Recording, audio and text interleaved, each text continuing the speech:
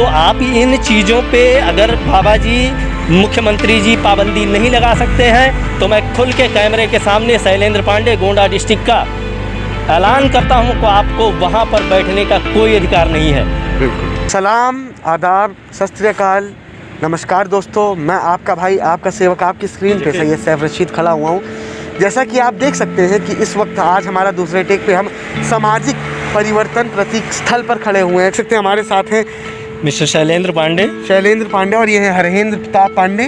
तो मैं आप दोनों से ये सवाल पूछना चाहूँगा कि जैसा कि एक इस देश की बेटी मनीषा के साथ जो हाथरस में कांड हुआ है, जो दुर्घटना उसके साथ घटी है, उत्तर प्रदेश सरकार का उसके साथ इतना दुर्व्यवहार उसके परिवार के साथ करना, न्याय ना पहुंचाना उस तक, तो इसके बारे में आप क्या कहना चाहेंगे कि सरकार क्या कर रही है और वहाँ के जिला अधिकारी ने जो भी गलत दुर्व्यवहार लोगों के साथ करा है और करते जा रहे हैं, मीडिया के साथ भी काफ़ी उन्होंने दुर्व्यवहार करा है और पब्लिक के साथ भी कर रहे हैं, आम जनता को पहुंचने नहीं दिया जा रहा है। माननीय राहुल गांधी जी और उनकी बहन प्रियंका गांधी जी को धक्के मार कर पुलिस वालों ने रोका उनके बॉर्डर पर और उनको घुसने नहीं दिया, उनको जाने नहीं दिया, बल्कि वो मिलने ही जाना चाहते थे।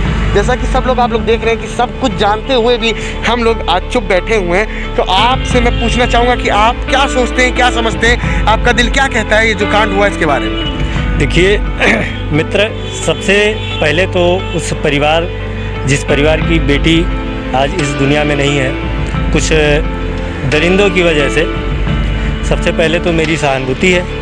मेरी ही सहानुभूति नहीं, पूरे देश की है। ठीक। दूसरी बात, यह सरकार अब कारगर अपनी नीतियों पर नहीं साबित हो रही है। तानाशाही एक तरीके से आप देख सकते हैं कि हर तरफ तानाशाही है इस सरकार में। जो मन किया सरकार ने सिर्फ वही किया।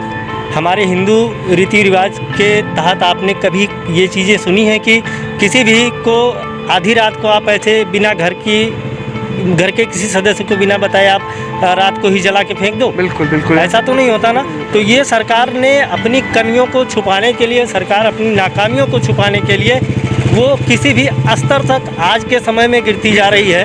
ठीक है। जैसा कि शैलेंद्र जी मैं आपसे पूछना चाहूँगा, रात के समय हाथरस में जो प्रशासनिक व्यवहार था, तो उसको आप सबने वीडियो देख रखा है, यहाँ तक कि आप और हमने भी वीडियो देख रखा है, उसको देखते हुए आप क्या कहना चाहेंगे?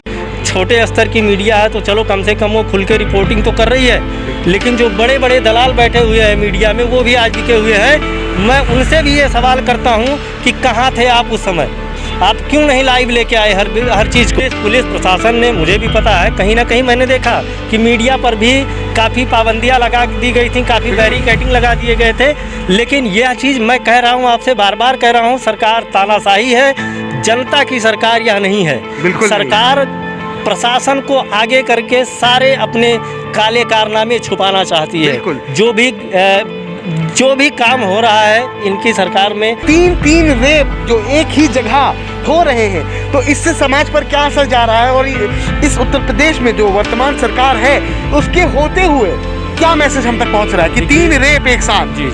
जी देखिए, मैं आपको बताऊं कि अब तो वास्तविकता ये है कि हमारे घर की बहन बेटियां कोई भी सुरक्षित अपने आप को नहीं महसूस कर रही हैं। घर से बाज़ार अगर जाना है तो उनके अंदर एक डर सा बना हुआ है कि हम मार्केट घर से निकल तो रहे हैं, लेकिन यह कोई भरोसा नहीं है कि उन दरिंदों से, इन सरकारी दरिंदों से, सबसे पहले तो मैं कहूँगा खुल के, मेरा चाहे आप उसको व्यक्तिगत विरोध कह लीजिए, चाहे वास्तविक विरोध कह लीजिए, चाहे सामाजिक विरोध कह लीजिए, लेकिन मैं इतना कहना चाहता हूँ कि आज के समय में हमारे घर की बहन बेटियाँ अगर घर से बाहर निकलती हैं तो कोई भरोसा नहीं है, चाहे वह बाहर के दरिंदे हों, चाहे या सरकारी दरिंदे हों जो महकमे पर बैठे हुए हैं, उनसे भी नहीं सुरक्षित। मैं आपकी बातों से सहमत हूँ। मैं आपका बहुत बहुत शुक्रगुजार हूँ कि आपने आम नागरिक होने का फ़र्ज़ अदा करा कहीं ना कहीं, और आपने अपनी दिल की बातों को लिखी। लेकिन मैं जैसा कि बता दूं कि जो बड़े प्लेटफॉर्म हैं, जो बड़ी मीडिया जिनको आपने दलाल बताया, गोदी बताया, तो मैं आपको बता दूं जिनके पास वो ताकत है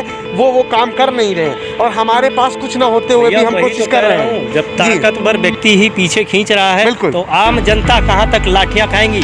आप ये बताइए कि अगर ये लोग मिले ना होते, सरकार अगर मिली ना होती, तो क्या राहुल गांधी जी को, प्रियंका गांधी जी को जाने से क्यों रोका गया? कौन सा वह गोली और बारूद लेके जा रहे थे?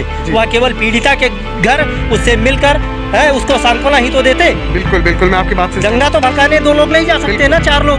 2-4 10 ही तो जा रहे थे। बिल्कुल। आप सबको रोक देते, कार्यकर्ता रोक देते, लेकिन वह पार्टी का मुखिया है, युवा नेता है, उसको एक बार कम से कम आप उस पीड़ित परिवार तक जाने देते। बिल्कुल। मैं आपको बता रहा हूँ, कहीं ना कहीं मैं भी मीडिया के ही माध्यम से थोड़ा सा सुना हूँ कि एक बयान आया था बीच में, कोई भीम आर्मी वाले थे, वो बयान को लीक किए थे कि डीएम ने घर पे बैठ के पीड़िता के 4 दिन बताया, यहाँ तक ये भी बताया कि देखिए मीडिया भी जा रही है, लोग भी जा रहे हैं, और आप आने वाले समय में आपके पास केवल मैं और मेरा प्रशासन रहेगा, अतः आप अपना बयान बदल दीजिए। और सुनिए दूसरी बात जो सबसे ज़्यादा दिक्कत आपको मैं बता दूं, डीएनए रिपोर्ट जो आती है उसकी फॉरेंसिक को जो लैब को जो भेजी गई उस लड़की की रिपोर्टिंग के लिए कि इसके साथ रेप हुआ है, दरिंदगी हुई है या नहीं हुई है, भाई साहब 72 घंटे के बाद में कोई भी स्पम नहीं रहता है बॉडी पे, ठीक है। तो वो अगर गया, ठीक है, 72 आप 9 दिन 10 दिन बाद सैंपल लेते हो उसकी बॉडी से,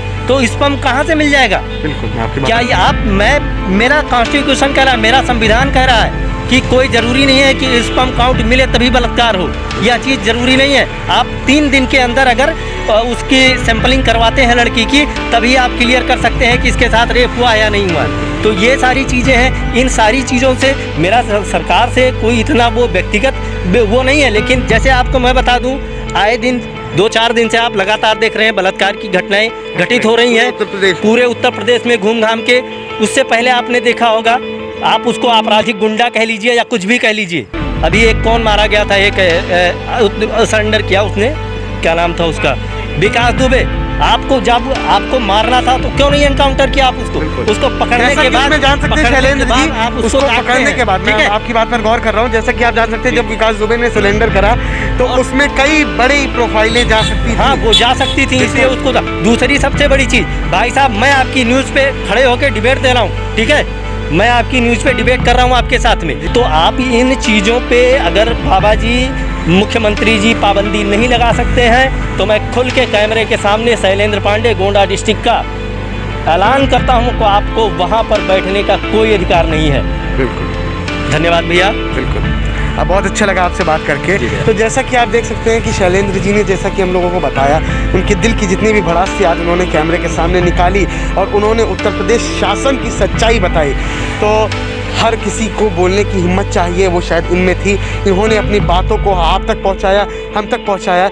इसी तरह हमारे साथ बने रहें, हमारी हिम्मत बन के हमारे साथ खड़े रहें, इसी तरह की सच्चाई आपके घरों तक पहुंचाते रहेंगे। स्वस्थ रहें, स्वच्छ रहें, सतर्क रहें।